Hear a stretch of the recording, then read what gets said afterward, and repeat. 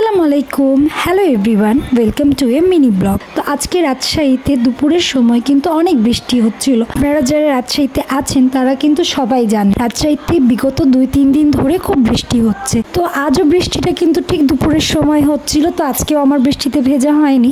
অনেক ইচ্ছা ছিল বৃষ্টিতে ভিজব, সকাল থেকে খুব মেঘ করছিল কিন্তু বৃষ্টি হচ্ছিল না। আর বৃষ্টি হলে তো আমার আব্বুর চা খেতে ইচ্ছা করে। তো তাড়াতাড়ি করে আমি ছাদে যেয়ে বৃষ্টির একটা ভিডিও করি এবং নিচে চলে এসে চা চাপাই আমার আব্বুর জন্য।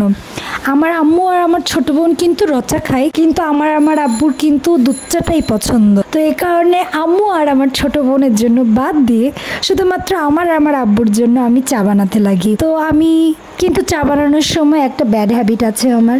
চা বানানোর সময় কিন্তু কখনোই ছাঁকনি ইউজ করি না। চা ঢালার সময় সবসময় এমনি চা ঢেলে দিই, ছাঁকনি ছাড়াই।